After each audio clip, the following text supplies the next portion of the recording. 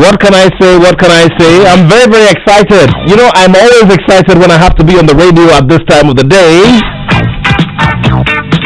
It's been 25 years of tough, impactful journalism in sport. And I am very glad to have been part of this story. Almost half of the 25. Charlie, 10 years plus one is not easy.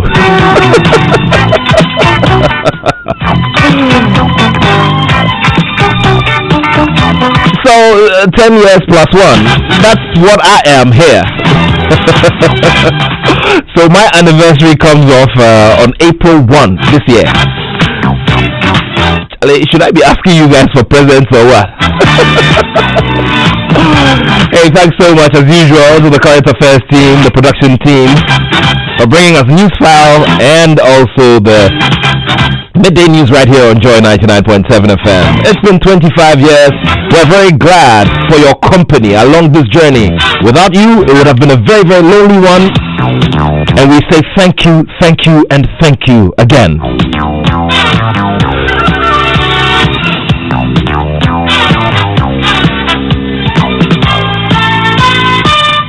You know, I'm excited for a couple of reasons. One of them being that we're discussing a bit of my favorite sport, which is boxing, during the show.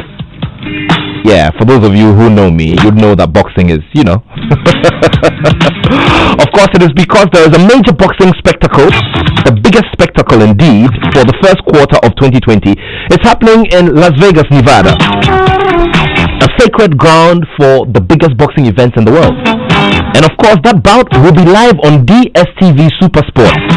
Charlie, if you want to sleep at this time, please, after the sports link, you can blink a little bit, but keep the dial right here, because we're all watching the bout on DSTV Super Sport, our partners. And guess what? Something very interesting, that there have been 25 judges, 25 senior WBC judges who will be monitoring this bout and scoring independently around the world. And guess what? Among those 25 is a Ghanaian. I'll be telling you about him very, very shortly.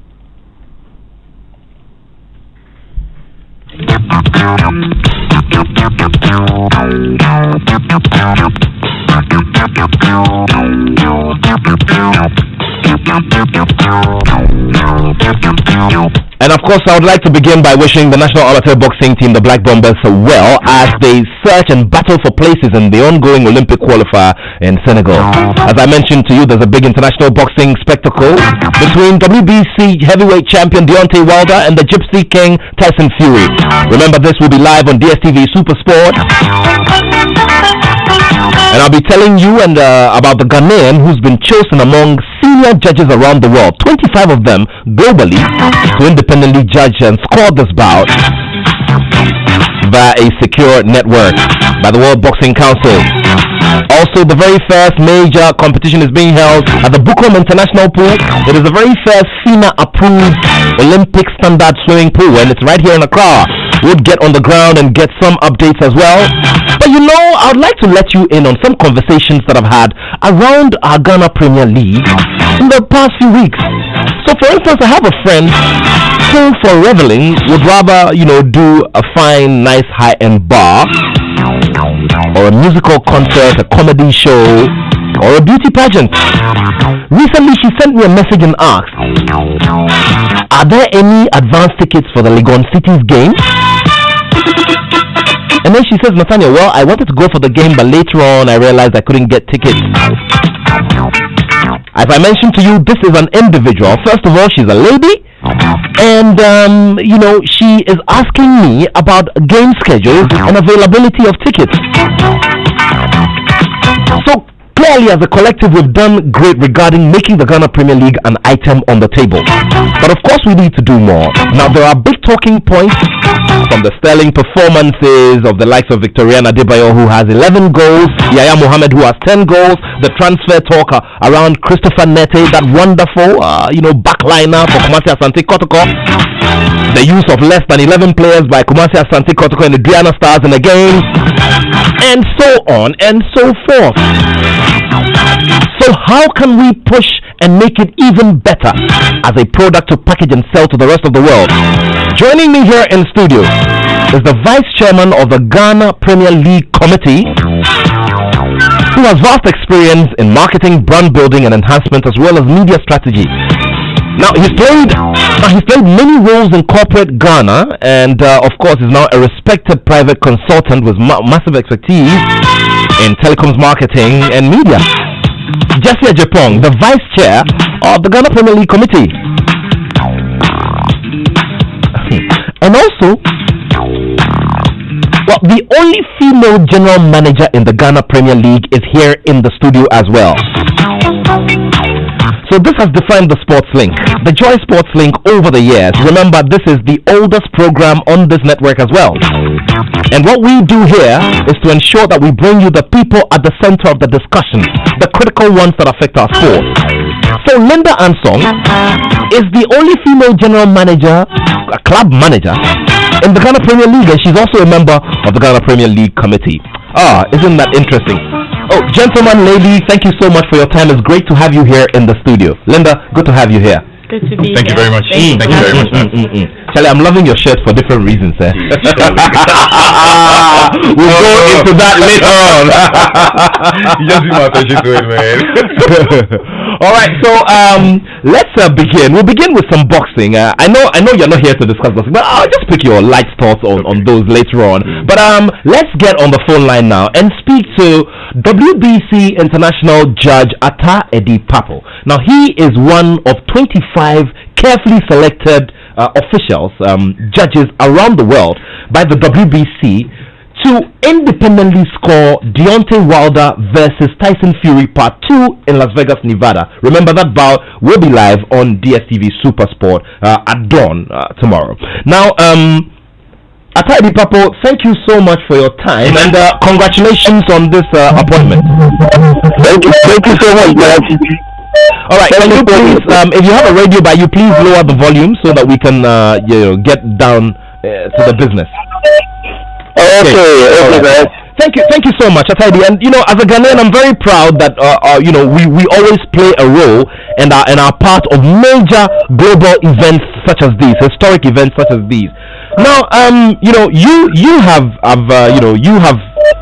judged, you have scored and been at ringside for major bouts, including this WBC title that Deontay Wilder holds. I mean, during the time when Vitaly Klitschko was the champion, you judged one of the fights.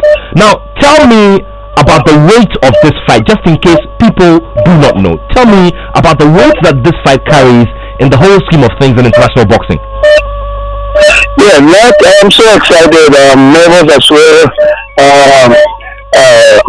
Hoping to be one of those chosen to do this for the very first time. It's never been done before anywhere in the world, and I feel elated.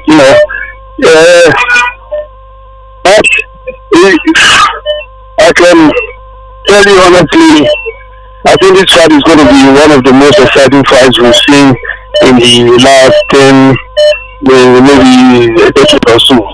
And looking at the fighters, I'm not supposed to preempt anything right now, but looking at the fighters and at the weighing, I think Tyson Fury weighed 40 pounds over his last weight class when he fought Deontay Wilder. I think that's not very good. Personally, if you ask me, the fight is going to be a very keenly contested fight, but I can see a knockout coming out somewhere around round 7, round 8. I see. Interesting. Yeah. Knockout around round 7, round 8. Well, there's also talk of a clause which gives a rematch. So there's a likelihood we may see a part 3, and promoter Frank Warren has spoken about this. Would you vouch for a part 3 Would you want to see a part 3 even before we go for part 2? No, it's not that I want to see a part 3. Part 3 is always it's already on the table. The promoters are there to make money, as you all know, and I think the part 3 will generate a lot of income for both the promoter and then the boxers as well. We're looking at a $50 million piece for this fight, you know, for the two boxers, $50 million a piece for, you know, Deontay Wilder and then Tyson Fury. So I think the part 3 you can make more money. Whoever wins this fight, like we say, you know, in our language out here along the beach, I'll be your boy. Whoever wins, like, for instance, if Tyson Fury wins tomorrow, Deontay Wilder would like to have another fight. And that is already, it's already agreed upon. So we have, I think we're going to have a very exciting fight tonight. Very, very exciting fight. Okay. And, like you said earlier on, I have a link with the MGM game that I'll be scoring the fight after every round. I'll be submitting my report, my score record after every round. Okay. Interesting. Well, so let's. It's all due to controversy, you know. Of course, I mean the senior officials who's been chosen to do this fight. Of course, I don't going to play any part in the actual scores by the 3 judges chosen by the WBC, like the Kenny Billings, Westfield, John Moretti, and the other. But of course, we'll be taking into the consideration when we have serious controversy. We will actually refer to how many people scored for Tyson Fury, how many people scored for Deontay Wilder. Okay, great stuff. It is a great stuff, and I'm really prepared to do this job. There we go. All right. Thank you very much, Attoh, and we will be monitoring very, very closely.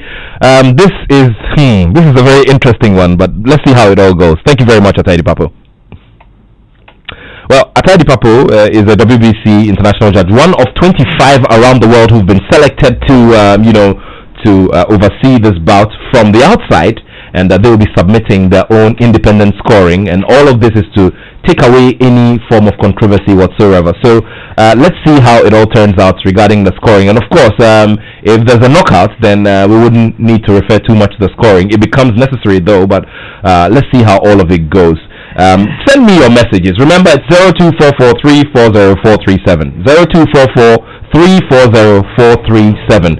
You send in a message and let's get it going. Let's know where you stand regarding Deontay Wilder versus Tyson Fury. But Jesse, where does your money lie on this one? Well, I think that I like a lot of disruptions. I like positive action and positive disruption. I think ever since for almost over a year now, my money has been on Wilder. I like his aggression in the stage. I like his showmanship. I like the kind of finesse that he brings to the action. I like the fact that he doesn't take his eye off the game itself.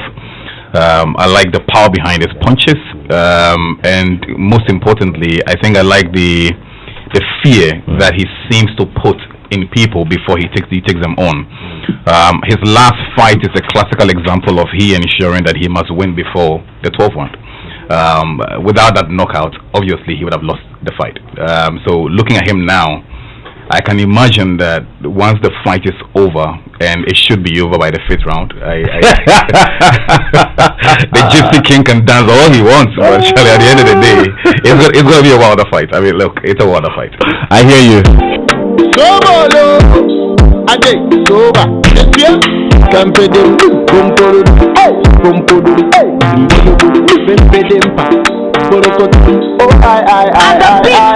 Let me come down and make you responsibility, see me now. Okay, you're still here on the Joy Sports Link. You know we like to have fun, huh? So this is a new one from Stone Bride. Okay, so you send a message and let's see where you stand regarding, Deontay Wilder versus the Gypsy King Tyson Fury. Deontay Wilder on his 44th bout, so it's 42 wins, 41 coming by way of knockout, and of course, he's got He's got a recent draw, I beg your pardon, to go with all of this. So 42 wins, 41 of them coming by way of knockout, and a draw. Well, Tyson Fury has less. He's got 29 wins, and 20 of them have come by way of knockout. He's going on to his 30th bout. Would that be his first loss? Well, let's see how all of it goes. Well, so thank you very much for staying here with us on the Joy Sports Link. We're getting into the discussion now, and once again, gentleman, lady, you're welcome, and it's good to have you in the studio. Thank you very much. It's great to be here. Ladies first. So let's begin with Linda. Linda, it's good to see a lot of female participation in our football. During the election, we remember the big buzz that was created around Amanda Clinton and the fact that she was the only lady, standing up to the men. She may not have gotten any numbers on the polls, but she made a major statement. And tell me how it has been so far. First of all, working with the Premier League Management Committee and running affairs at your club at Dansuma. Thank you for having me here once again. It's been amazing, challenging but amazing. I always say that my male colleagues have been very supportive. I've had the opportunity to learn from my dad, who is a veteran, I always say. Yeah, by the way, she's the daughter of Mr. Felix Anson, a former EXCO member of Liberty Professionals and, of course, chairman of the club as well. Yeah, sure. Yes, so I've had the opportunity to learn from him. And I always go to him when I have any challenges.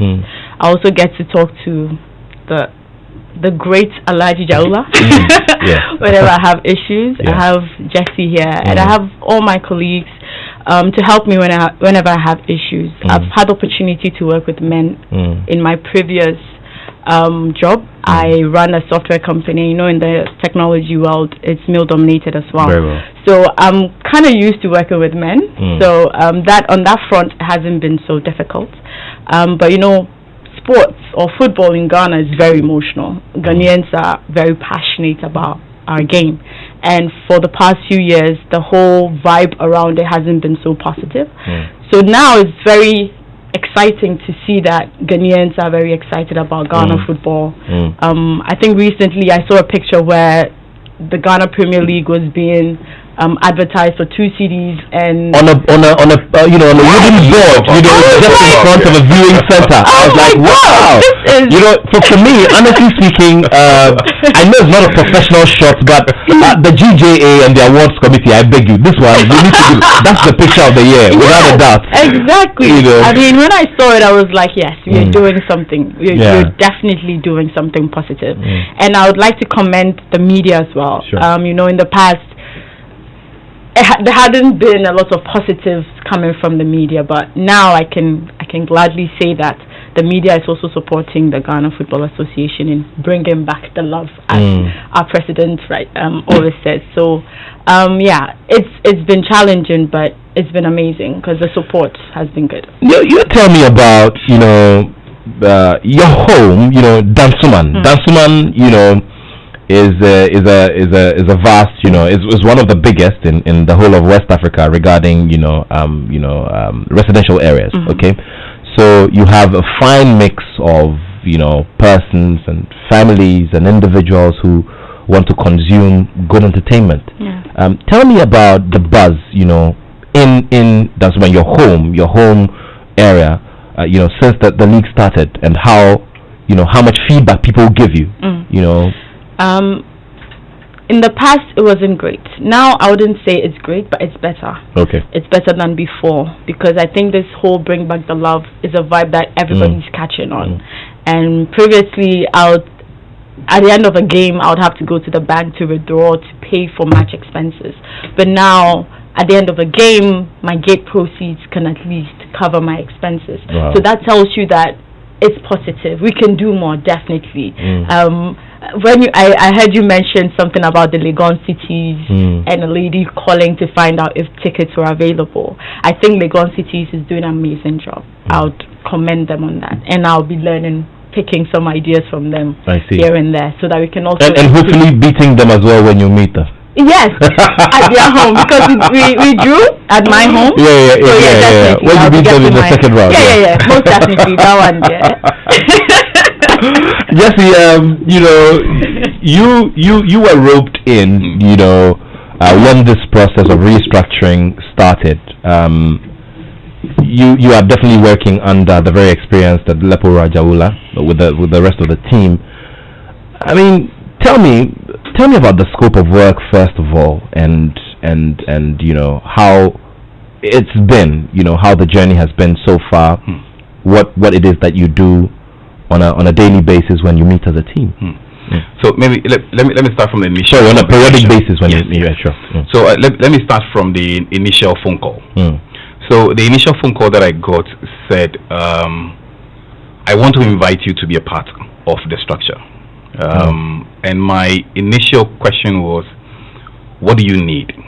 And I remember the response being, we want to build football in Ghana as a business.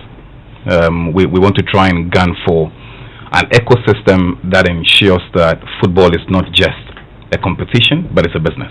And therefore, to be able to achieve that, there's a mandate which everybody must carry.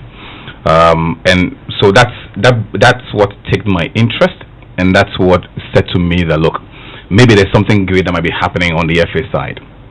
So I liked the initial conversation that I'd had with Ket, which I felt that it was important in repositioning football going forward. So what do we do on a daily basis? I've always felt that the things you do on a daily basis are grounded on the kind of vision or objective you have. So we have a football administration that believes that we need to create wealth for all. That's the baseline.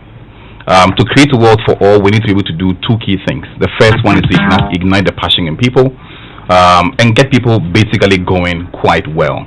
So on a daily basis, the charge that our committee has through the Leponra MND Jawula is to ensure that, one, there is sanity in the game. That's number one. Number two, the clubs are fully supported to be able to achieve the things that they want to achieve. Number three, we have a better relationship with the media that ensures that an FA president should not have more equity than the club and the players. I mean, look, when I follow the EPL as an example, I don't think I even know the name of the FA president of the English Premier League. I think it's a no-brainer. I mean, you cannot have an FA president who's more popular than your topmost striker in Ghana.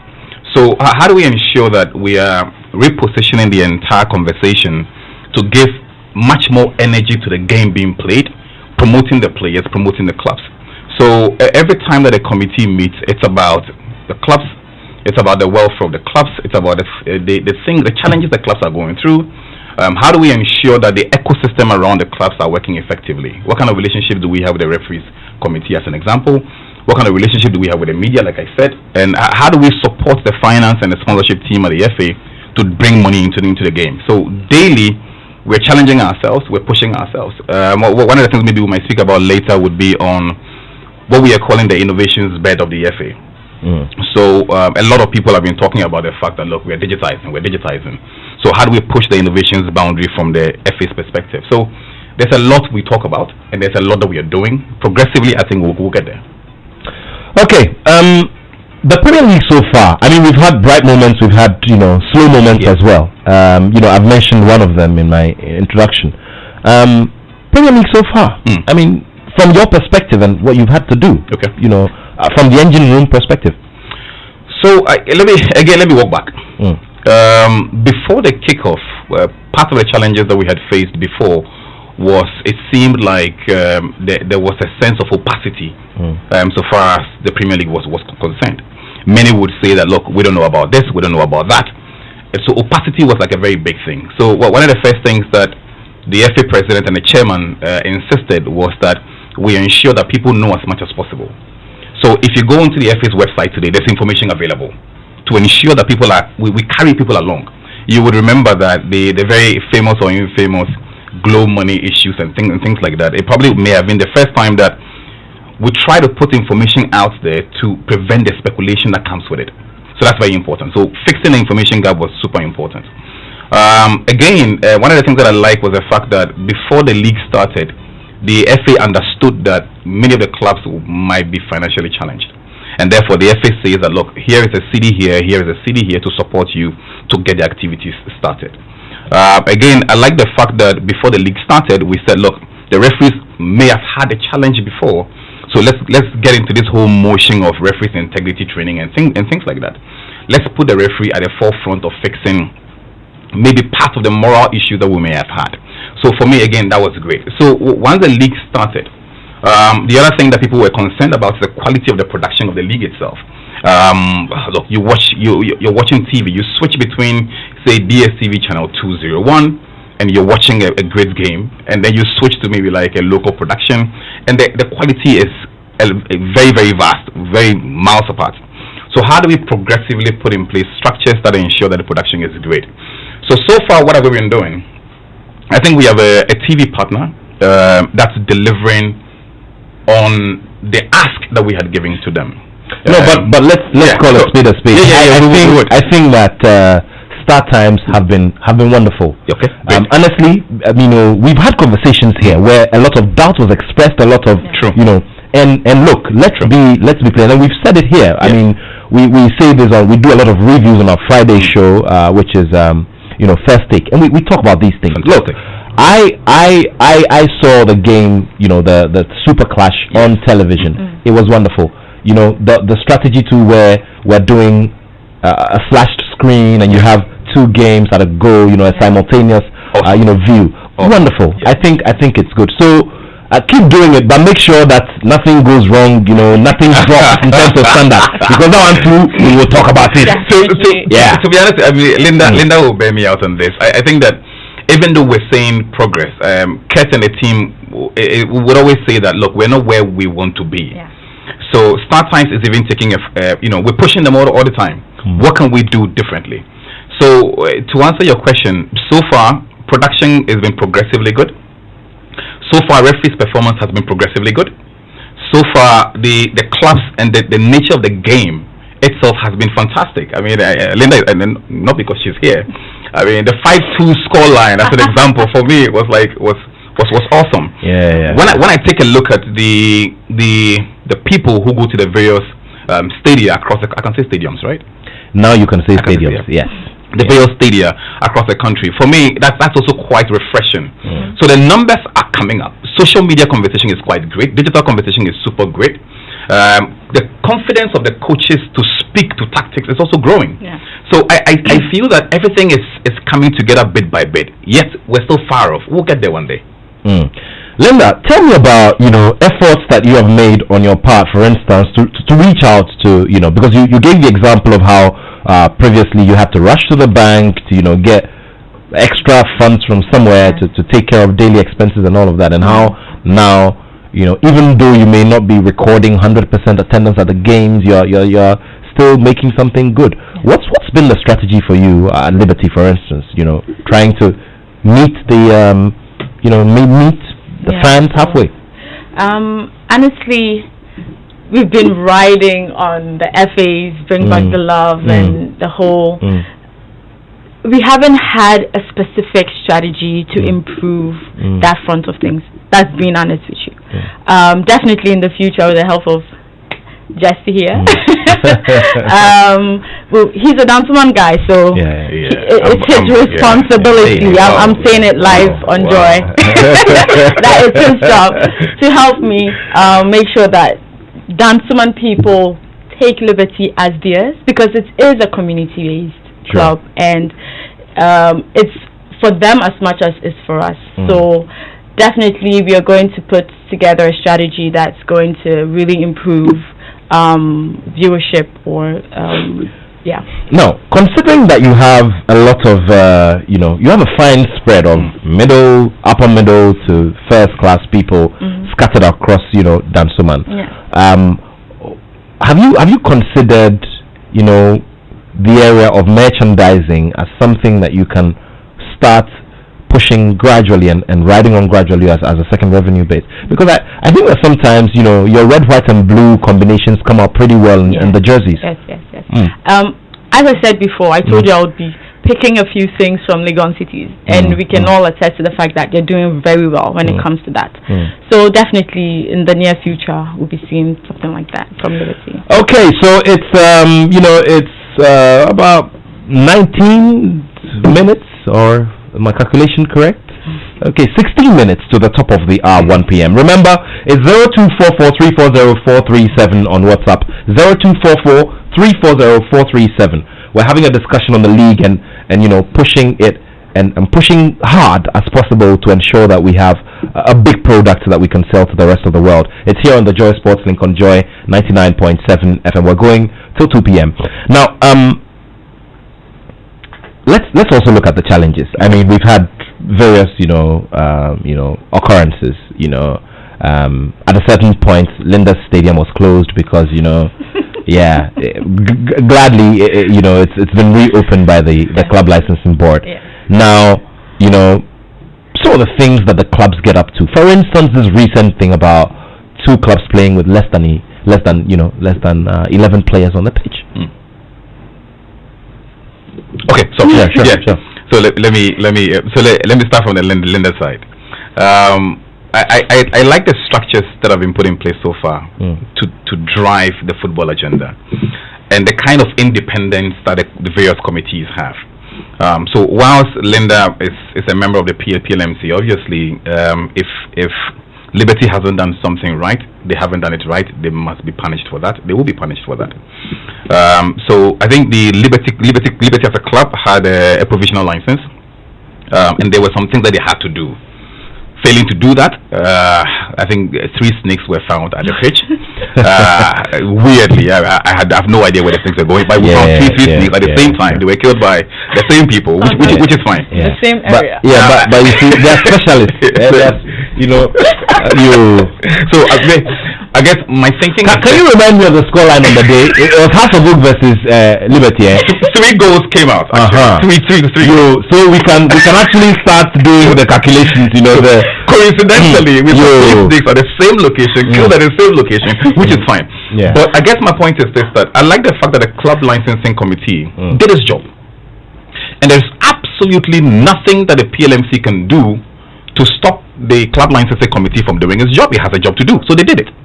Now, so when you pick that same thing and you probably layer that upon some of the decisions that have been made so far, every committee has been empowered to take a decision in the interest of the collective. Now, there are those who argue that to the extent that Kotoko did not break any rule per se, let's leave them as it is. But like the president said, it seems crazy.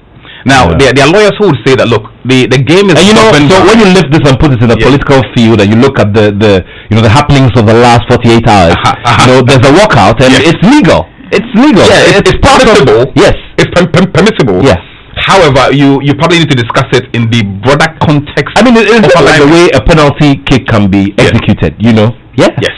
So when I listened to a lawyer, I think, speak during the week, and the lawyer said, look, there are rules, there are regulations, there are statutes, yet there are also conventions.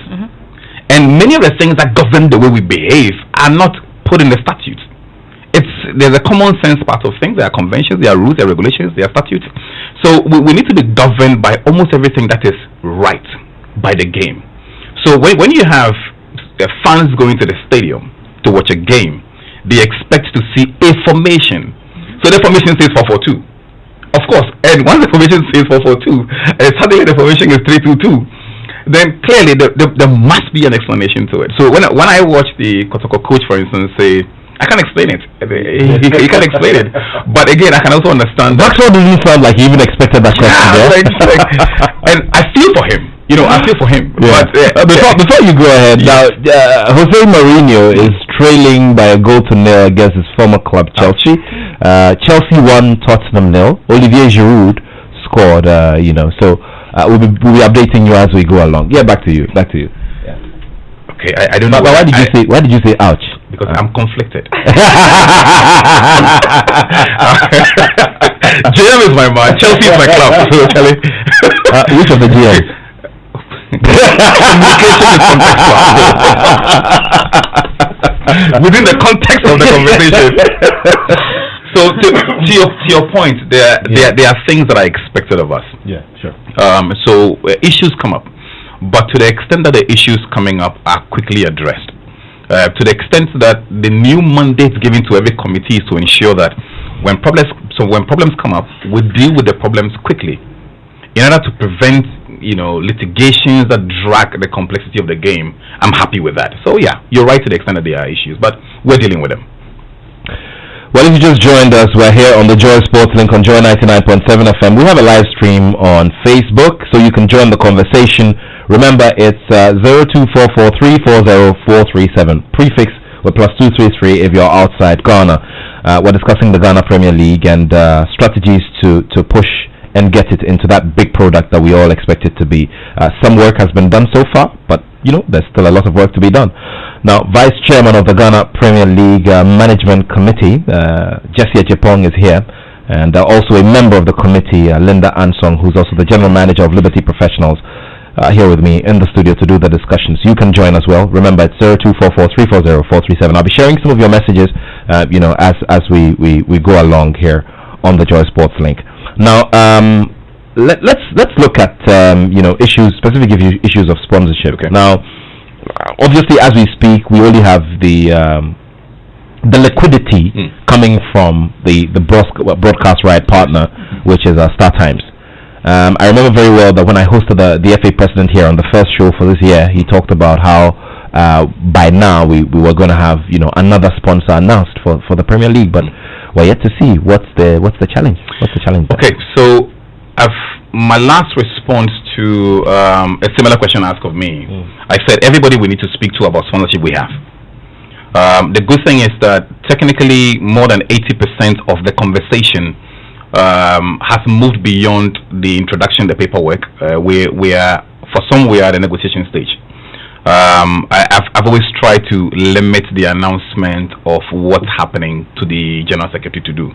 But as of now, there are two good proposals on the table, not from a title sponsorship perspective.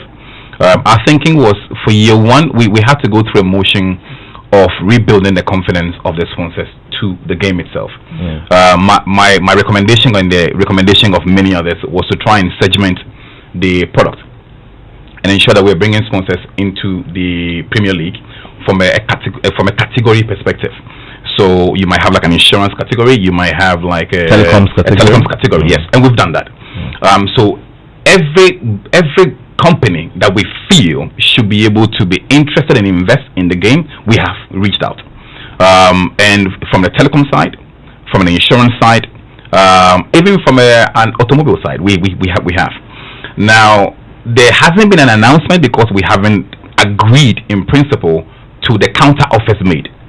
So my belief is that, look, the General Secretary has a very Herculean task in the decision to make within a week or two, which for me is like a line in the sand for some of the things that we're about to do. So give us about, say, up till maybe the first week of March. I believe that the decision will be made completely in terms of two categories that we are allowing sponsorship to come in. It will be great for us. Okay, so there are messages on the league, but let me do these ones as well because we mentioned these ahead of the conversation. Now, good afternoon. Wilder Fury Part 2 is a big fight which will be full of action. This is a fight whose outcome is hard to predict. I agree with you. It's power versus skill and craft. Now, if there's any boxer currently in the world who is very dangerous, then it is certainly Tyson Fury. This is from John in Accra. Jesse, I know you don't agree with that. I think he's exciting to watch. I don't think he's scary enough. Okay, well, that's what you're saying. Let's see how it all goes. Okay, so let's do some more on the Ghana Premier League now, shall we?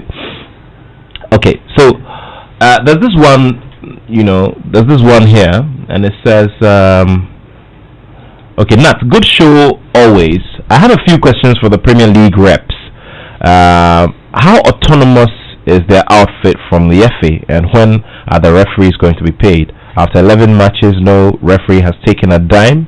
And also, what has happened to sponsorship if the Nigerian the Nigerian league company can have $150 million sponsorship, with Next TV, which is even an online TV outlet. What is stopping us from getting a decent deal than this StarTimes deal? This is from Godwin in North Kanishi. Sure. Let me take the last one first. Obviously, the Nigerian market is a very different market. Definitely. The comparison of the 150 million in Nigeria in Ghana terms is the 5 million that StarTimes is putting on the table. So again, we have that locked down at 5 million for now. That's number one. Number two, our game is not coming off a high. Our game is coming off a supremely low point in time, kicked off onto a normalization curve. Our game has suffered issues with trust, credibility, corruption.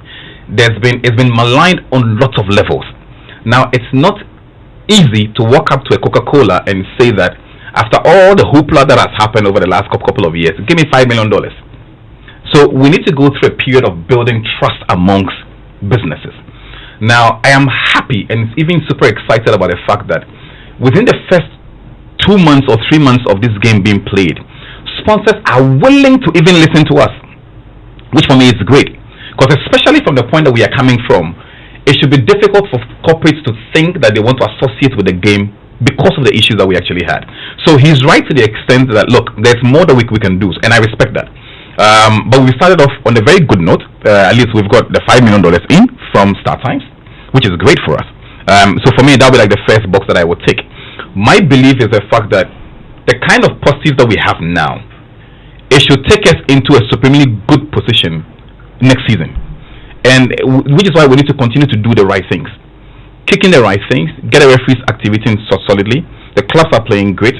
The players are super solid. The media support is quite great. We're not negatively lambasting ourselves all the time, because the ecosystem of the world creation is. Look, let me explain this to you. There's a sponsor on one side, Nat. There's a media on the other side, and then there's the club on the other side.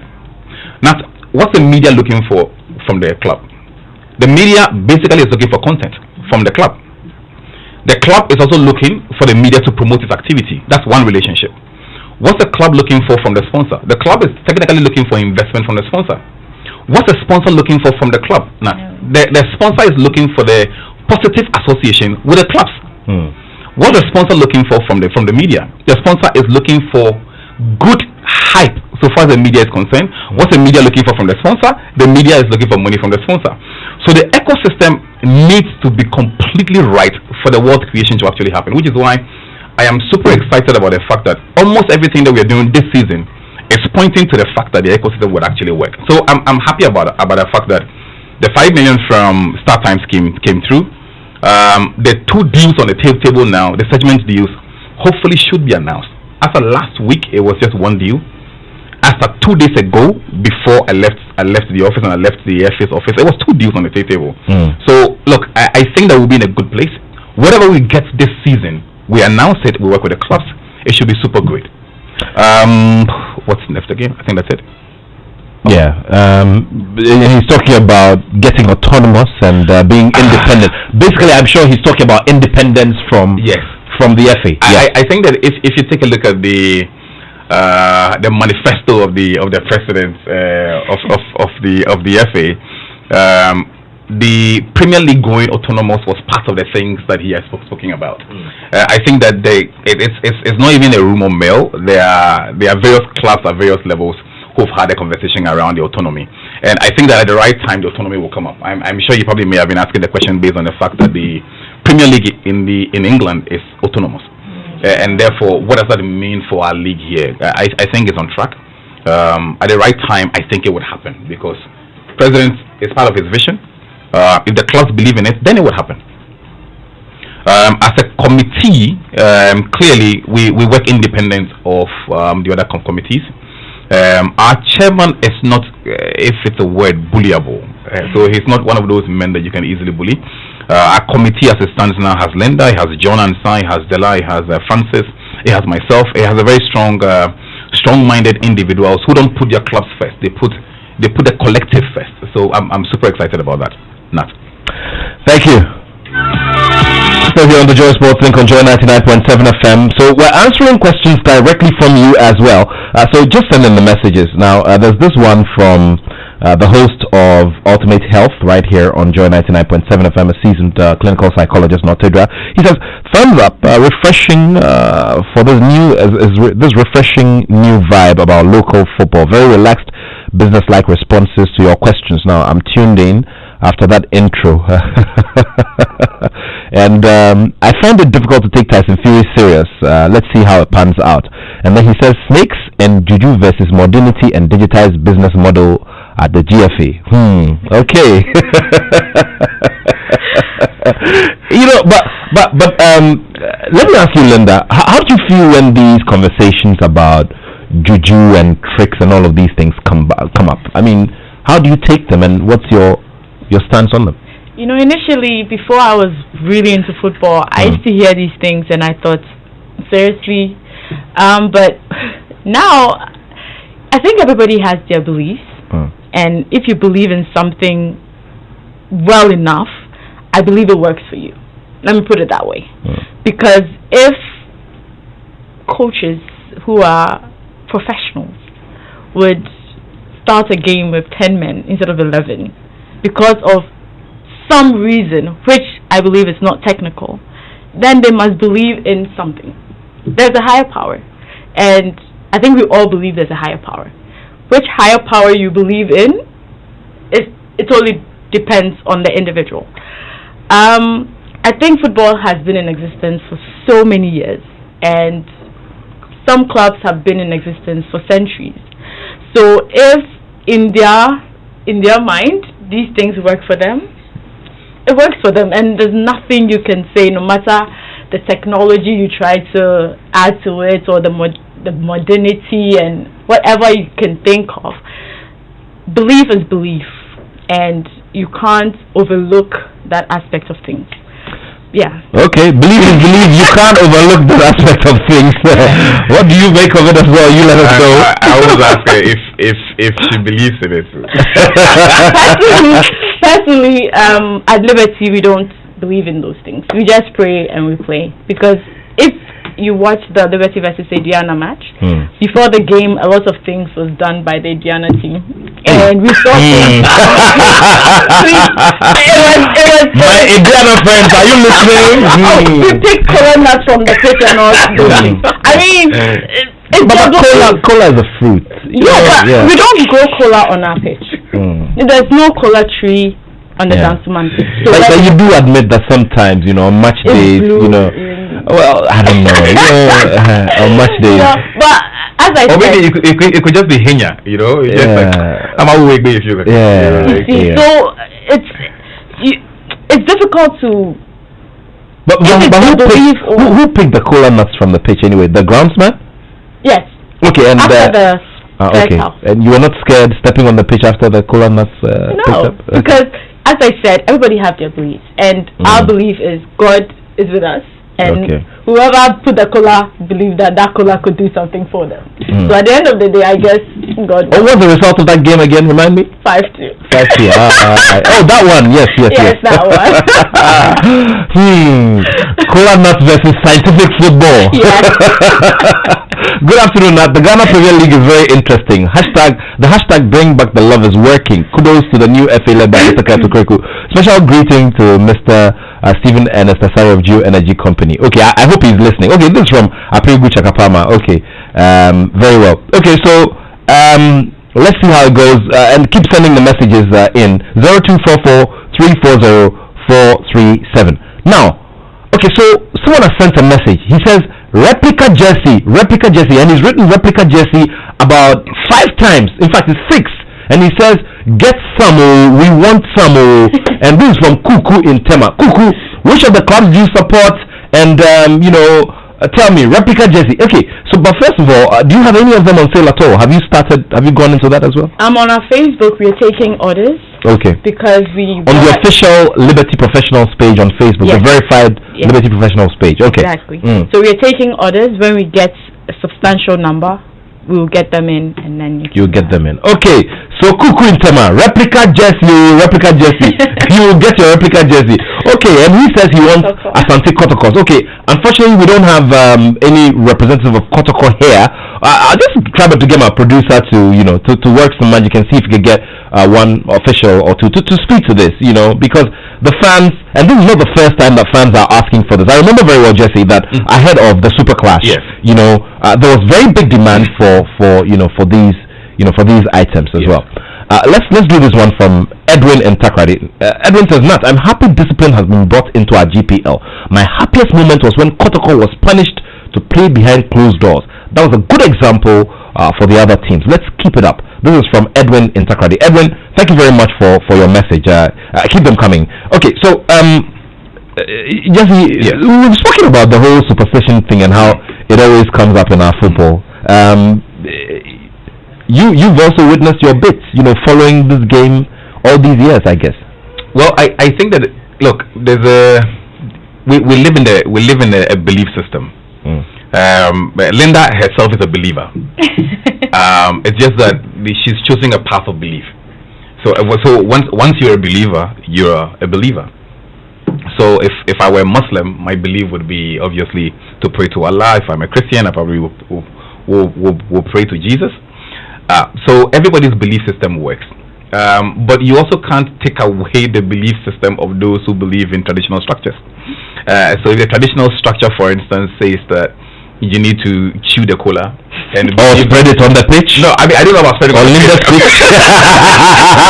I don't know about spreading on the pitch, but my thing is maybe to chew the cola, or maybe put it as powder in my palm, or when I get to the touch line, I need to kiss the floor, the pitch 3 times. Everybody's belief system is different. My belief is this, that your belief system should not make me uncomfortable, and it should not put me in a position where I am under an illusion or like a banner of fear. Then in that instance, we are replacing competitiveness with spiritism, which therefore takes away the delights that we are looking for in the game. But to the extent that I can practice my belief system in my home, anywhere else I want to practice it, hoping that the spirit is smart enough to follow me to the pitch, and I don't have to be on the pitch for the spirits to work. I'm fine with that. 11 players. I do my stuff somewhere else, and then I come to the pitch and I do the things that I have to do. Look, I've been to a couple of stadiums in 2020. It's fine. About some years ago, I've been to a couple of stadiums, right? Yeah. Ever since this season started, and every pitch you go to, there'll be something somebody will point out to you and say corner number, and it's there. You get what I mean? My thinking is it should not affect anybody else. The fans should not feel afraid, coming to the stadium because somebody did chant or anything else. Do your stuff, but don't put me under some crazy fear or illusion. That's why the president may have said, if you were so superstitious to have one player sit down on the bench and not even take advantage of a numerical strength, then Charlie, your power is very powerful.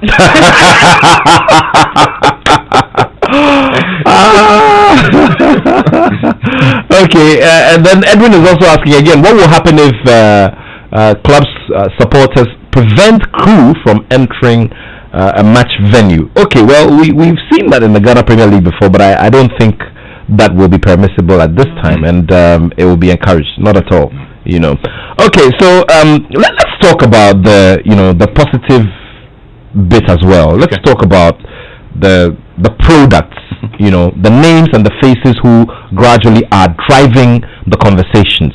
So at a certain point after the Super Clash, we saw a Matthew Kujo, a very, very youthful and very vibrant Matthew Kujo, get an opportunity to go for a trial at Bayern Munich. After that, you saw a lot of talkability around Christopher Netti and how wonderful he is and how his standard is way up there and could place him anywhere in the world. You saw the conversations about the rivalry that we're seeing gradually fester between Victorian Adebayo and Yaya Mohammed.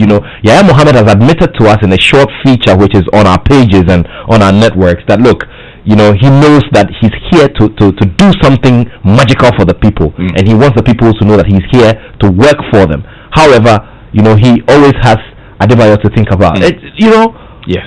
Wonderful stuff. And how has that influenced and affected the conversations that you've had about the league, especially with potential sponsors and partners and all of that? You remember a couple of minutes ago, I made a point that any league that puts the emphasis on the players and the clubs much more than the runners of the players and the clubs would be doing two great things. One, you'll be creating content that the consumer of the game wants to follow. And two, you are able to give extreme highlights to the game itself. So I sit in my house and I'm able to see a 10 seconds clip of Cristiano Ronaldo, his workout.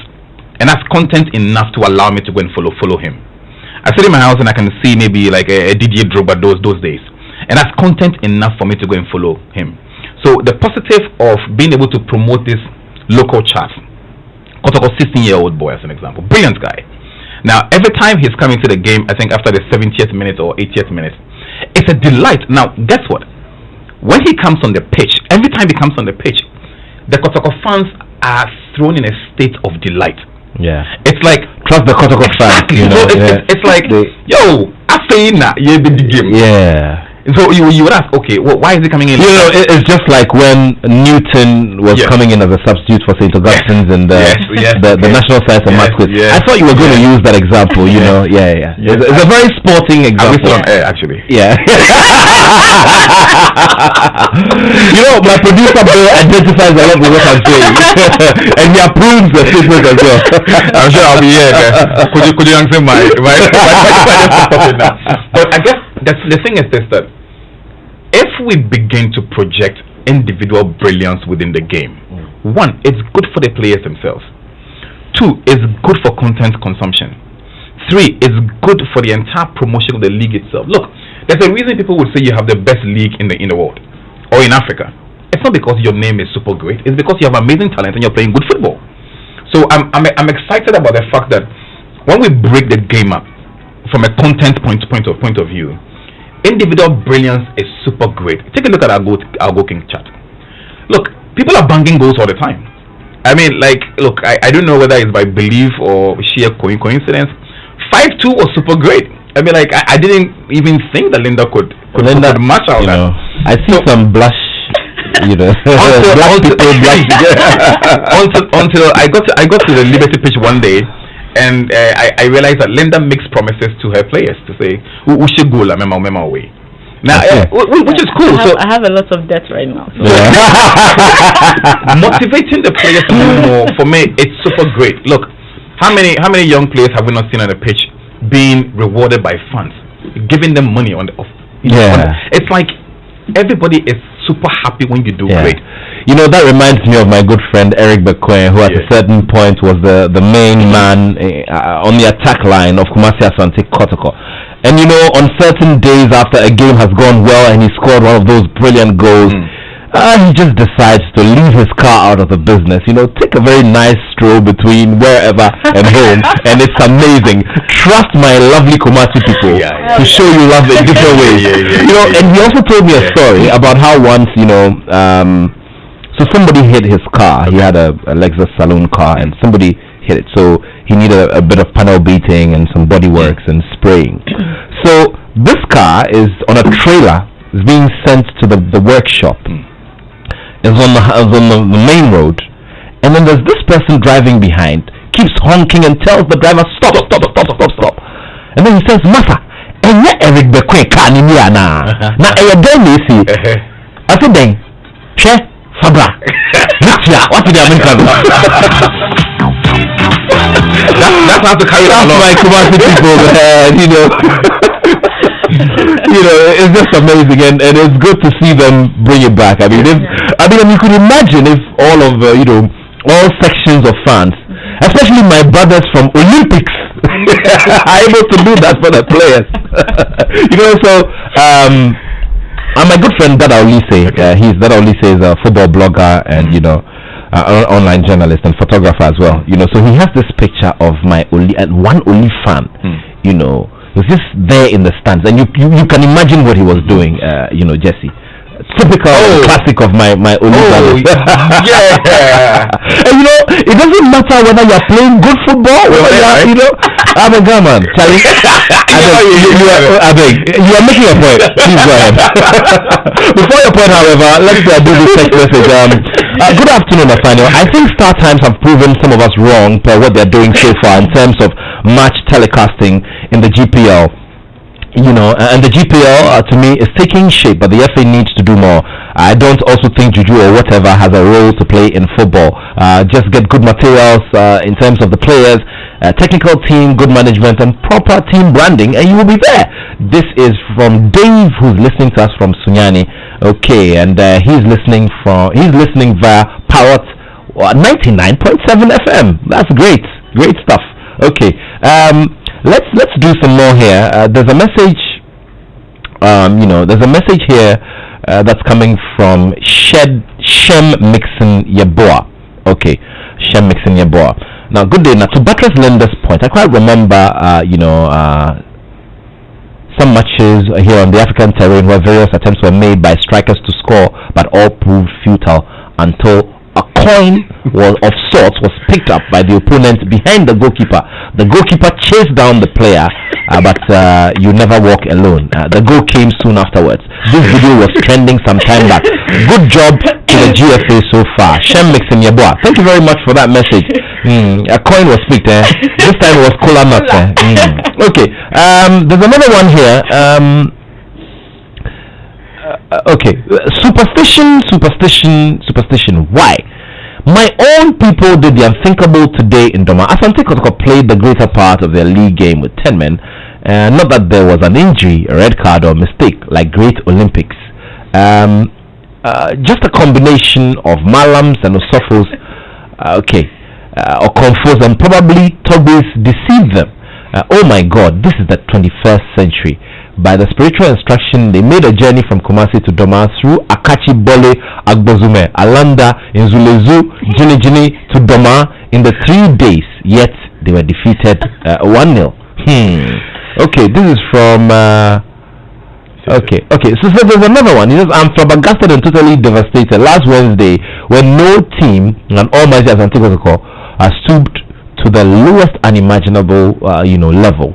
The whole blame should be squarely placed at the doorstep of no other person than Maxwell Kunedu. No wonder Kwesi Appiah snubbed him in the Black Stars camp. If I have my way, I'll ask him immediately from the team. Okay, this is from Egboemo in Tema. I hope I didn't butcher your name too much. Apologies if I mispronounced as well. Yeah. Okay. Yeah. Back to the point, Jesse. Yeah. We're talking about the high points and how they've contributed greatly to having the further discussion about moving the game forward. Now, there's also talk about the relative quality and how we can easily say that, look, this is a big deal. Last week, John Pencil was here, and I was telling him, I was asking about the quality because he's played in the English Premier League, he's played in other parts of Europe, and of course in the South African Premier League. And he says that, look, we are there. Only that we just need a lot more packaging, and we can get there. Fair. Nat, look, this period has gotten me watching a couple of games from the other leagues, right? So I've watched some games from the South African League. I've watched some games from the Nigerian League. And to be honest, I think that we're doing very well. Anybody who may have even watched the 2-2 game between Liberty and Legon Cities, anybody who may have watched Legon Cities play Kumasi Asante Kotoko, Kotoko, right? Yeah, at the stadium. At the stadium, or anybody who may have even watched Kotoko play behind closed doors, you would attest to the fact that there is in fact, just pick Oli Babu. Oli Mashi. Look, Oli plays. Sometimes I don't understand why Oli loses the games that he loses. Oli plays some good football, Nat. I mean, like, so the 3 games I've watched of Oli, right? Sometimes I say to myself, why do we always think that Oli might go to R? I don't know, because I think they play some good football. I like that expression. R. Yeah. So I feel that, look, the quality of the game is good. We're playing very well. Look, if our pitches improved completely, much more better and quite great. I'm sure it would also affect ball distribution and things like that in a much more better way. And I'm always beating the CEO of Liberty here a little bit to say that, look, how do we get our pitches much more better? But to your point, I think that we are playing some good football. Maybe I should not be comparing the quality of our game to the African continent. Maybe we should be looking beyond that. However, you must have a benchmark at every given point in time. And I think that this year we started super well. And now, look, I'm proud. Okay, Cassie has sent a message. She says, great show there, Citizen Nat. I don't understand anything about football, but I'm enjoying your show. Interesting. Okay, so Cassie is all the people we need, to come and watch a game, and watch out on this space. We're going to be doing a lot. We're 25 this year, and we're going to be doing a lot, and so you can expect something interesting around the Premier League regarding reward for you and getting you to have a wonderful experience. So you just stay right there and stay with us, because I'll be telling you about Ghana Month and the Conquer Ghana Tour. It's just amazing. And Conquer Ghana Tour takes you to some of the towns that have been hosting the Ghana Premier League. The reason why you have to just keep it here on the Joy Sports Link. Now, there is a message from Apiakubi in Virginia. He says, Nat, I have to celebrate your 10th anniversary with you since I've been listening to you from day one you started this sports program. Oh, Apiakubi, Charlie, thank you so much. It's actually my 11th anniversary. That makes me a very, very young man, And Nat, you're doing a great job for promoting the local league on your program. I admire Liberty Professionals a lot for surviving the Premier League all these years. Most teams are single-handedly financed by individuals, and they don't last long in the Premier League, but are relegated to Division 1 or after 3 or 4 seasons. Okay, thank you very much, Apiakubi, for being a loyal listener, on our network in general as well. Okay, so Linda, that brings me to that point. What keeps you? Because the Liberty story is a very unique one. I mean, at a certain point, Liberty was responsible for producing about 90% or 80% of the big name players who made it to the Black Star, the big name players who were our points of pride for the national team. I mean, your father's co-pilot, Alhaji Slaitete passed on. There were a few rough curves and all of that. How has it been standing up, through the storms all these years? What has been the strategy? Anyone who has followed Liberty for a long time knows that we pay a lot of attention to our academies, because we believe that the future of football is in the youth, it's in juvenile football. So I think where our strength has been is focusing a lot on our academies, which is the U15 and U19. And I was very happy that the club licensing committee made it a requisite that each Premier League club had both U15 and U19. In terms of surviving all these years, I think we focused more on scientific football and not any other thing. Whenever you watch a Liberty game, you are assured of a good game. Quality football is what we do. I used to say that I used to support Manchester United, and then I migrated to Liverpool because I said, Liberty, we'll play all the football, sometimes we won't score. So the disappointment was enough. I wasn't going to get more from Manchester. So when they started losing, I just migrated to Liverpool because we were winning there. Okay, but you know something interesting as well. I want you to tell us the story of how you got yourself firmly involved in the club. Like you said, I mean, you are an IT professional. And I'm saying this purely because of the kind of pool that we want to see the Ghana Premier League have, especially for the female population in this country. Because, I mean, if you have maximum, female attendance at our stadium, it goes in many ways to push our game. Yeah. So what is your story? I mean, where was the point? Where was the factor that got you to say, okay, look, this is my calling. Yeah. I need to be part of this. I grew up around football because it was my father and the late Alhaji Slaitete who started Liberty, and most of the things were being done in my house. I grew up with Michael Essien in my house. He lived in my house. Literally. I know the story. And a few of them as well. There is Watting, So Kwame Pele, all of them. Yeah, exactly. Sure. So I grew up around football, and growing up, honestly, if someone had told me I would be in football, I would say no, because it was just too much for me. I did university. I started my own software company. I started an NGO. So I did all that. But then down the line, the late Alhaji died, and it was my dad trying to juggle football with other businesses. And I realized that, hey, this is something that my family has built. It's an amazing thing he's doing. Sports is something I've grown up with.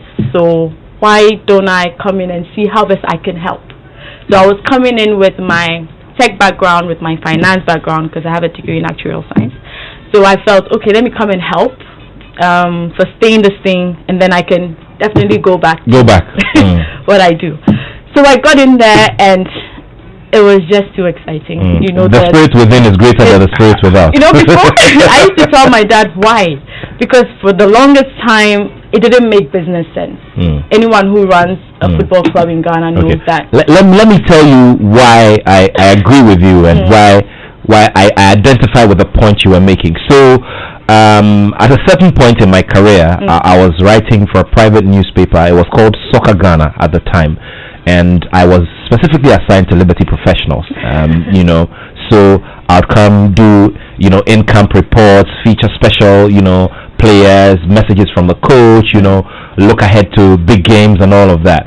And I remember very well that, especially after morning training, you know, Dada Ansom's office is at the roundabout. This is like maybe 700 meters away from the stadium. So it was the first port of call for every player, you know, who was leaving training. And you know, Jesse, why are you not looking at me? Look at me. You know, so Dada, you know when they approach you and they scratch their head, you know you have to, you know. And you know the other interesting bit is, aside scratching their heads, there are those who have special needs. And special requests, you know. And I remember very well, your dad used to tell me about, you know, I mean, the margins of cash he had to, you know, part with on a daily basis to make it happen. The reason why I was asking about how, you know, you've managed to stay afloat all these years. So I told him why. Like, it got to a point. I know there were rumors that it was Liberty was getting sold. I won't lie. I was like, Daddy, enough is enough. What's the point? Exactly. And then I got into it, and then I was like, okay, now I understand. You know, it's a whole, I don't know to call it a fever, and you can't just break out of it. It's amazing, the 90 minutes of excitement, of, you know, and the lives you change, because these players don't all come from the same background. And the impact we make in their lives is amazing. So we've been fortunate. We've had a few transfers. We had amazing transfers in the past, but it hasn't been the same. You know, the whole business of transferring players for hundreds of thousands of euros. It hasn't been the same for a few years now, because now teams are a lot. Everybody's transferring players now, and the market is not great. But we are surviving. You send in your messages. Some are surviving. You are also enjoying the show. Just send in your messages and you know, tell us what your thoughts are as well. 0244340437. 0244340437. Now let's talk about you know. So let's do some of the messages now. TV Martin has sent this message. He says, bro, so far, not bad, but our pitches must be dealt with. Journalists' access to the stadium is usually chaotic, especially during big match days. I saw the police and how they treated media guys at the BNI gate on the day of the Super Clash. Very, very unattractive. Jesse, did you receive any such reports after the match day? So the match day report that came through included that. It's part of the reason why we feel that we need to automate part of our processes, including launching the e-ticketing platform. Now we think that what the e-ticketing platform would have done for us is it guarantees people access to the place, and therefore they don't have to fight in the queue.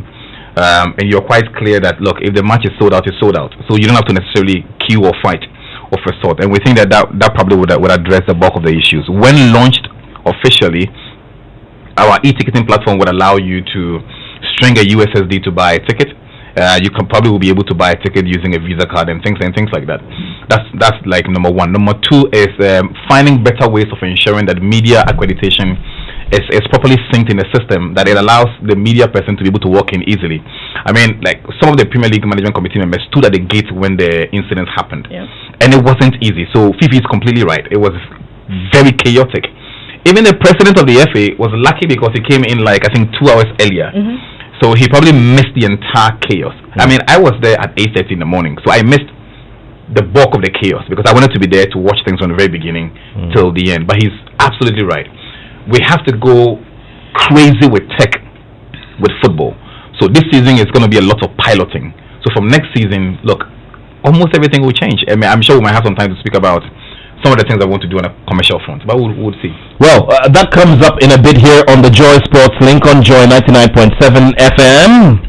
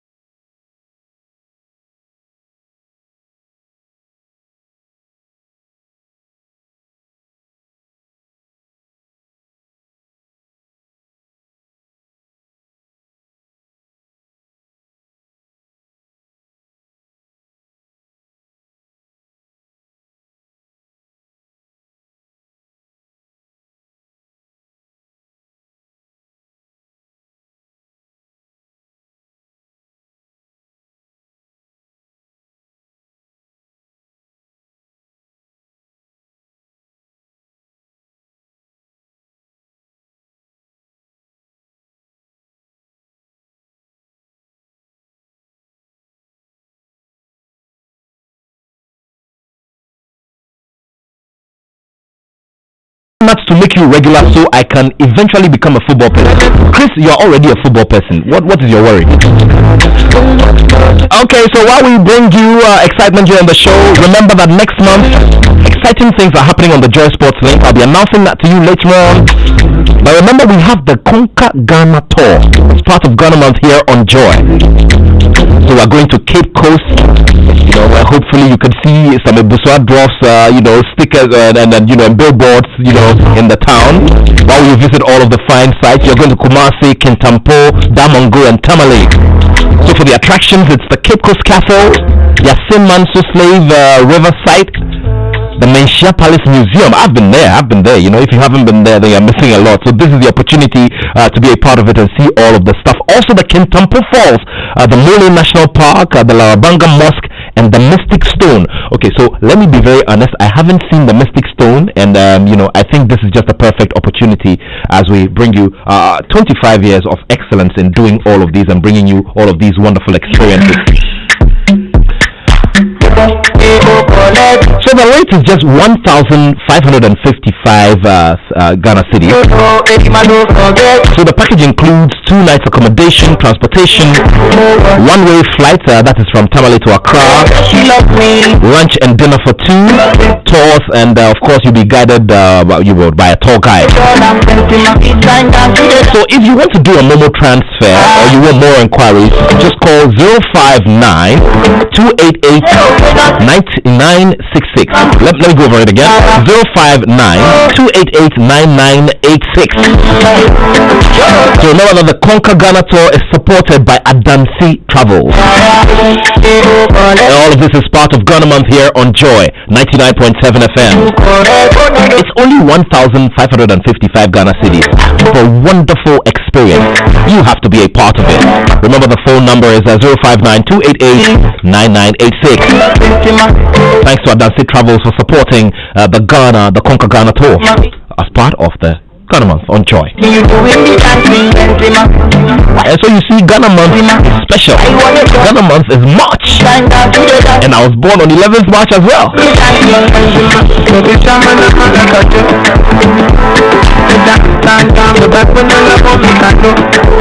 Okay, so I've told you about Ghana Month on Joy and how you need to be a part of this. I'll be telling you about it before we wrap up the show. But of course, Jesse will also tell us about the Ghana Premier League and the interventions that they want to make, some of the special things that they want to do, going forward.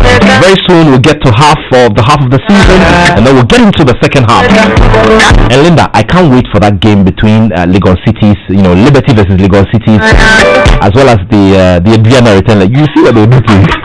Okay, let's go, Jesse, with the interventions you want to make going forward into the season.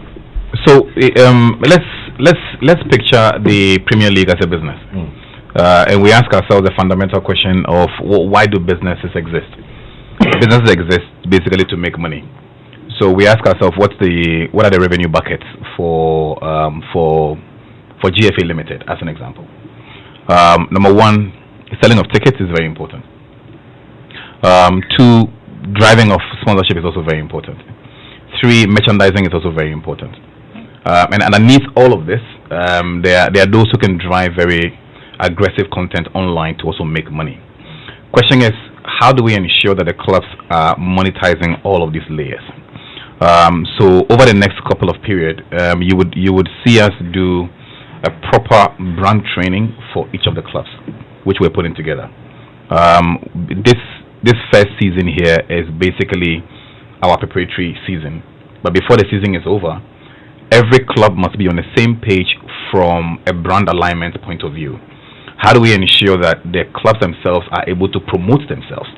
As it stands today, EPL Chelsea has a very unique way of promoting itself.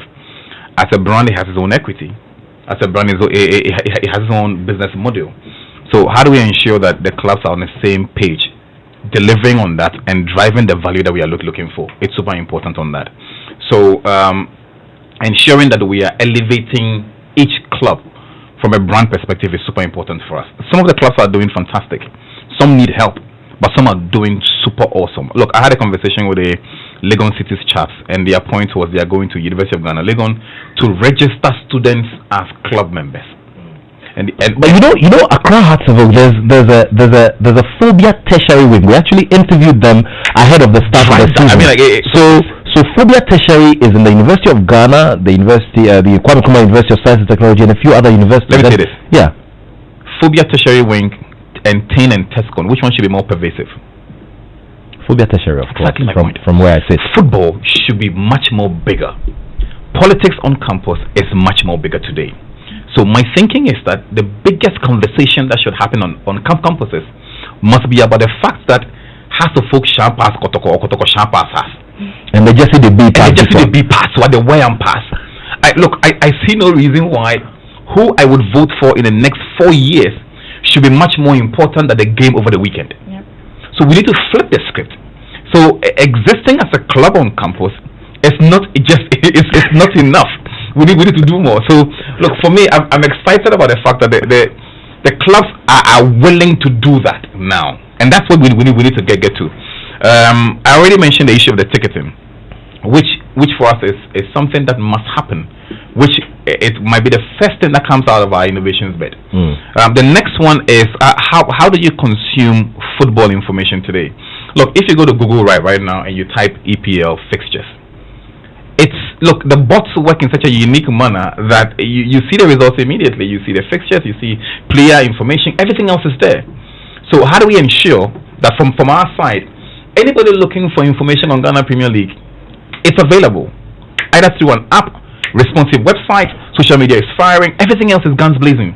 Now, if we do that, then it's much more easier for me to simply follow the game, click on player, understand A, B, C, D, and it is done. Look, I listened to you reach about Wilder. Information about him is available. So our back end has got to work in a unique manner. So look, if we do all of these things, it will be super great. And finally, on monetizing the game itself, how do we ensure that we are selling the game? And I'll give you an example.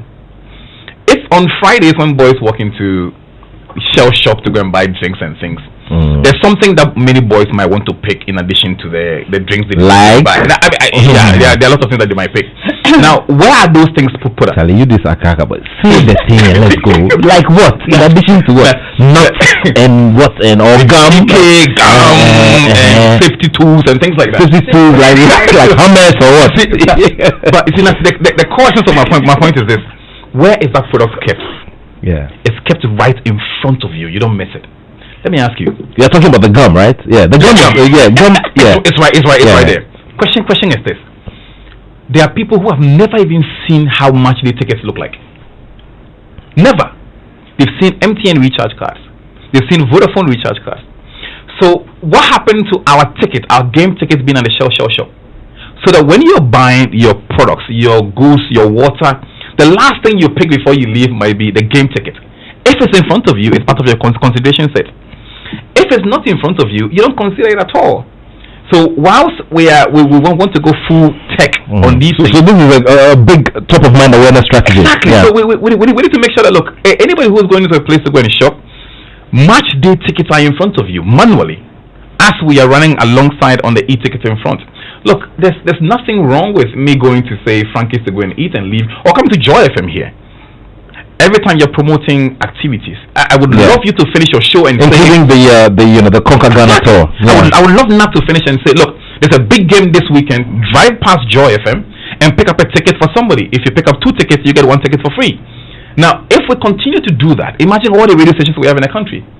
All the radio partners are promoting match day tickets. What do you think would happen? Somebody might just stop and say, ticket around, what does it look like?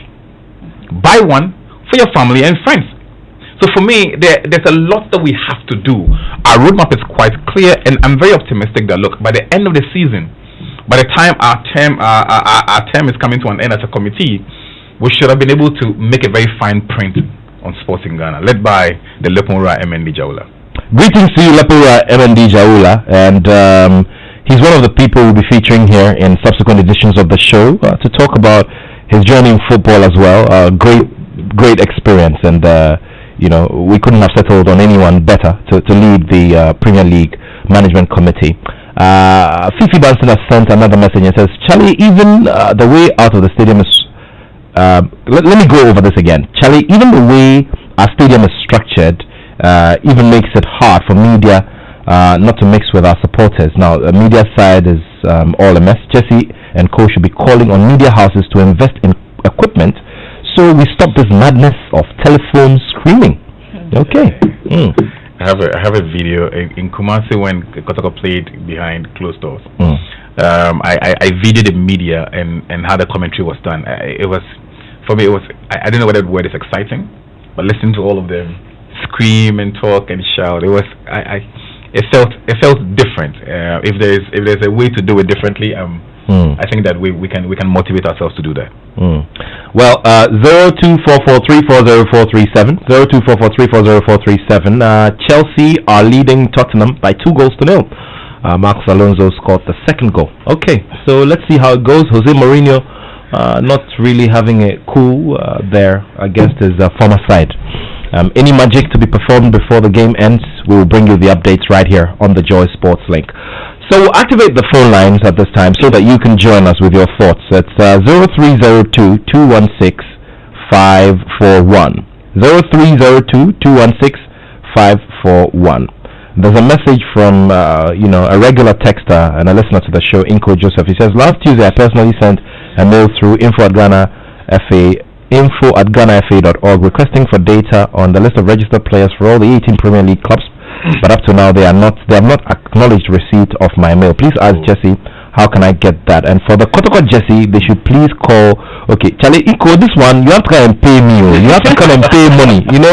25 years of collecting your money to blow up, the light in front of your product, Inko Joseph. Okay, let's get on the phone line now and speak to our first caller, Charles from Dansoman. Charles, good afternoon. Good afternoon, Matt. Good to have you here on the show. Thank you very much. The gentleman and the lady, they speak very, very well. I mean, Dansoman, for the lady to do a lot, the merchandising, you don't feel you are part of the community team. There's nothing done to entice anybody to come. So they should do a lot. And that is for the lady in Dansoman. Yes, they say he's spoken a lot. And it's good they are putting all these structures in place to let the game become exciting. They should continue. Thank you very much. Thank you very much, Charles and Dansoman. And I'm already, thinking of some crazy ideas. But this one we should whisper off it. We should whisper. The DC thing. So I'm thinking about, your dad's office is close to the Goyle station, and when I think about, petrol filling stations and how some of them have been converted into social joints, it's amazing. I mean, you go to Central Accra and that Shell filling station by the Methodist Church, amazing. It's a meeting point for many people. We can convert it into a blue, white, and red. You know what I'm saying? Okay. So Coach Abraham Nkansa is calling us from Zongo. Coach, good afternoon. Yeah, good afternoon. And Matt, how are you doing? I'm fine. Thank you very much for joining us on the show. Please go ahead. Yes, I think first of all I want to congratulate you and your staff for the wonderful show. I think you've done well. Look at the time you've given to our local league. If every station in Ghana here will give the same time to our league, I think our league will it will be that we want. Also, I think let me also congratulate the GFA and then also the Premier League board. They've done so well, but I think we have to do more. If things goes the right way as we are seeing now, it will bring more interest, and much of the companies will show interest in the sponsoring of the league. I wish the Premier League the best of luck, and some of us will work harder to see a nice GPL in Ghana here. Thank you so much. Thank you so much, Abraham Nkansa, and he's the president of the Die Hard Supporters Union of Ghana. They are, they are the most consistent. I mean, from what I've seen on the local scene here. Is that actually good? Apirugu Chakapama, that is his nickname. As for that one, he attended, Accra Poly, so I don't know what the story is from there. But Apirugu Chakapama, it's strong. Apirugu. Yeah. Okay, let's talk about that after the show. Mohammed and Agona Sredu has just joined us. Mohammed, good afternoon. Good afternoon. Thanks for joining us. Please go ahead. Hello, Mohammed. Are you still on the line? Yeah, my name is Joe Mohammed. I'm calling from Agona Sredu. Please go ahead. But just I'm sending my tell you account of they should back up. The phobias we are calling phobia until the bulls are lost. They should back up because now the league, how the league is going, we are not seeing phobia is performing well. They should back up and including a shadow house. Them too, they should back up. For Accra Great Olympics and Kinshasa, then they are going to relegation because the way they take country is not fair.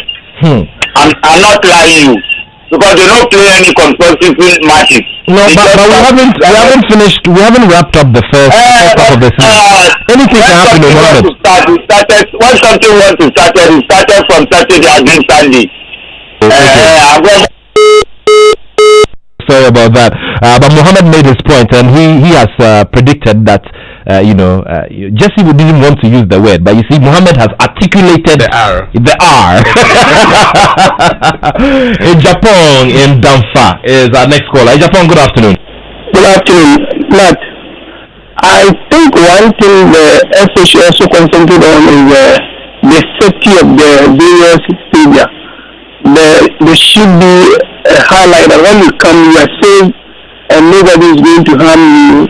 If they do that, I think there will be a lot of people coming to watch our local matches, especially our ladies who are willing and those who also want to come with their kids. So we also highlight this, and then we also emphasize the fact that when you come, your property, in fact, your cars and everything, you have a place to park them, and nobody will just bother into it. I think it will be fine, and it will allow a lot of people to come. Thank you. Okay, thank you very much, Japan in Damfa. Now, Nia Jete is our next caller from Achimota. Ni Tete. Nice one. What Beshi? You know what? I'm really related to this so much with the discussion. And I think Ghana football is going somewhere. Jeffy and then the lady Mr. Hanson's daughter has really done well. But I'm so related for one thing. My very good friend told Mohammed today called him to your show. You know, from far away Ghana Street. He said, "Guy had that fan." And you know, I think I'm very pleased and a very good afternoon to him as well. But let me go straight to the discussion. You can just imagine the big guys who were texting into your program that they tells you how we all have had for the Premier League, and love is back. As you walk to the stadium to go and watch matches, it feels good. And I think Fifi Benson has really spoken my mind in terms of how some of the pressmen have fought to get to the stadium during big matches. I mean, you were there when Heartbreak Kotoko. You saw how some of the good pressmen struggled to get to the stadium. You know what was that? I pray Jesse and his colleagues will work on the online ticketing. That will really help us. And even we can buy season tickets for our various teams so that we know how we can go in. We should think of doing that. But, you know, I know the main series are waiting for something small to happen. And you hear the noises. I mean, you're reading everything up with actually, but so far so good. We're wishing them all the best. And I think that Ghana football has got a bright future. And we have a support them. But talk not show this afternoon. And God bless you for loving local football. Thank you, Nia Jete. God bless you too for continuing to listen.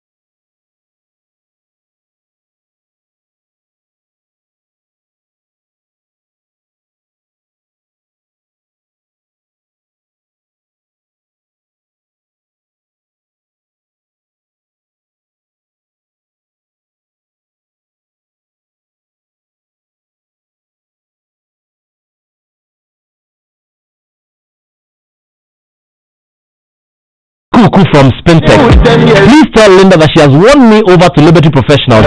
Big ups to her and the whole team. I'm rooting for them any match day. Okay, I thought you were saying she won you over in another way. Hey, Kuku, are you sure? Okay, so Inko Joseph has reached us on phone from Sunyani. Hello, Inko, good afternoon. Good afternoon, Matt. Okay, great. Please go ahead. I hope it's well. All is well. We thank God. Please tell Jesse and Linda that I admire them so much. From the supporters' point of view, we are going to make sure we do our best to help them. But my question is, do they have a PRO for the Premier League board? I know we used to have one. And if they have, I will suggest to them that they should at least make sure that what we call public education will be part of them. Supporters are part of the stakeholders of the game. And since this administration came up, all that we hear is how to get sponsorship, holding meetings with the CEOs, the coaches, what and what not. But for the supporters side, I haven't seen or heard anything from that. So I suggest that if they have a public relations department, their responsibility is to also help the clubs to educate the supporters about the rules and regulations of the game. For instance, when Hearts and Kotoko were playing, all that we could hear was playing Hearts of folk song because we are playing at home. In doing that, at least the PRO or public relations department can once in a while come in with some parts of the rules of the game, so that those supporters who go to the stadium to disturb or throw stones or whatever, at least they will be educated. I've suggested it before, but it looks as if nobody is listening to me. I hope they can answer me as to whether they have a department like that or not. Thank you very much. Thank you very much, Inko. Okay, so Linda will address that bit about somebody who speaks for the Premier League Management Committee. Okay, so for the Premier League Management Committee, our chairman appointed our vice, Jesse, to be the spokesperson of the committee. Okay. But from the FA side, there's the communications department, which is headed by Henry, who has just been appointed recently. Yeah, and of course we'd like to say a very big congratulations to Henry Asantichu. He's garnered a lot of experience in there, and we wish him well. Let's do this message from Attoh in the Bronx, New York. He says, please tell your guests that I have the GPL on Flash Score, on the Flash Score app. It is very accurate, and they have the live table of home and away GPL matches as well. They also have the live scores during match days and the whole season's fixtures. I implore the FA to come out with a GPL app so that we can follow it too. Okay, and again, ask about how about our Legon students, and he's talking about his alma mater, University of Ghana, Legon, to develop a VAR for the league like they did during the university games. Okay, so VAR. Charlie, Conversations around VAR. Alright, let us do a little detour to the Bukom International Pool. Remember, that is the only FINA approved Olympic standard swimming pool here in Ghana. It has its very first major competition happening today, and of course Joy Sports Mubarak Abubakar is there at the Bukom International Pool. Mubarak, good afternoon, and what can you report from the Bukom International Pool? Hello? Yes, I can hear you clearly. What's been happening so far since the competition started? Can you bring us up to speed? Okay, well, now remember, this is the first major competition to be held at the Bukom International Pool, specifically at the Grass Sports Emporium in Accra. Now, there are a plethora of swimmers out here, but the exact number has not been confirmed yet by the organizers, but I'll try to find out that for our listeners. Now, two most highly rated swimmers we all know are in the shape of Jackson Abeku and then Maya Aure. Now, they are yet to participate, and I'm sure they will do so subsequently. Remember that not they are participating in the qualifiers for the Olympic Games in Tokyo this year, so it will be very interesting to assess how they will perform here at the event. Now, what I also tell you is that Abeku will partake in the boys 15 and over meter freestyle event. Maya will also partake in the girls 15 and over meter butterfly. A good number, looking at the atmosphere, a good number of people are present here to support their favorite swimmers. I can personally tell you that the atmosphere is really chirpy and boisterous. Although they are not really late, but there are quite a number of people are here at the Bukom Pool. More to follow on our subsequent bulletin. Thank you very much, Mubarak. Mubarak of Joy Sports. Mubarak is sounding very, baritonish today. Well, so the action is there at the Bukom International Pool, so you can drive by there. Jesse, we can drive by. Later we can even take a dip. Only that. I can swim so long as I can walk in it. guys, it's wonderful having you here in the studio. Sure. Unfortunately, we're about to hit the mark, 14 hours. So let's do our final comments and looking ahead to the rest of the season. Well, I think that everybody listening to us, we are grateful for coming out either online or in person to the studio, for supporting the growing positive drive we have of the game now. I'd like to encourage everybody to keep the positivity coming. If you have to criticize also, that's also welcome. But as much as possible, we would like to commend the fans, the clubs, anybody else who has a role to play in this new renewed energy that we have, to keep it up. Hopefully we get there much more shorter than we anticipate. God bless. Linda, and you're winning people over already. Don't worry. I'll be the gatekeeper, Linda. Yeah, I'll just to add to what Jesse said. We're very excited that Ghanaians are seeing the positive side of football and are excited about football again. In the past it hasn't been so we are very excited that the Bring Back the Love campaign is going well. We are always looking forward to seeing them at the stadium, and they should expect good football. So yes, they should come in their numbers and support us. Thank you. Linda Armstrong there, the only female general manager, club manager in the Ghana Premier League. Yes. And of course, Jesse too has an only, but that one we'll talk about it after. if you hear my problem. Jesse Ajapong is Vice Chairman of the Ghana Premier League Management Committee. It's been a wonderful time sharing your company today.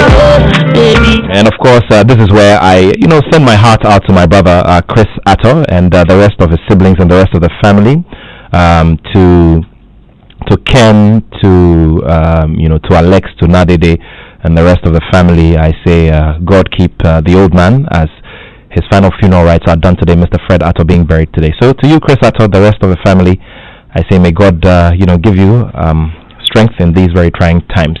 So thank you all very much for listening to the Joy Sports Link. I must admit, it's been a wonderful time sharing your company. It's always rewarding, and a rewarding experience coming your way with the Joy Sports Link. Continue to follow us tomorrow.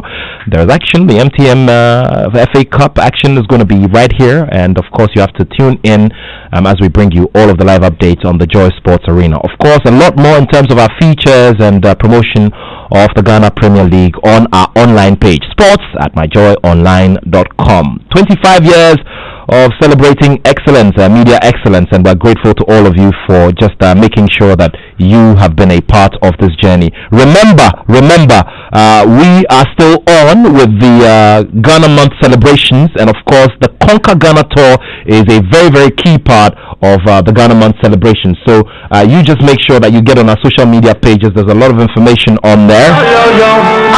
The destinations we're visiting as part of the Conquer Ghana Tour, supported by Adansi Travel, are Cape Coast, Kumasi, Kintampo, Damongo, and Tamale.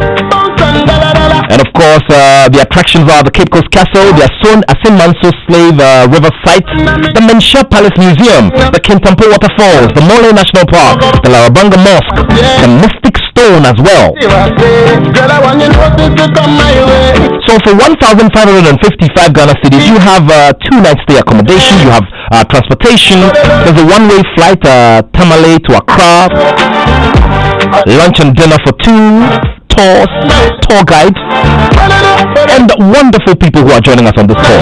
So for inquiries, just call 059-288-9986, and you can use the same line as well for the Momo transfer. Remember, it's between March 5th and 8th. Okay, so March 8th is how many days from my birthday? I'm making too much noise about this, my birthday. Thank you all so much. Keep it here on Joy 99.7 FM. George Quay, George Ni Amakwe, the Moba. Charlie, you know, okay? Video. man. What does review? Just to review before we can be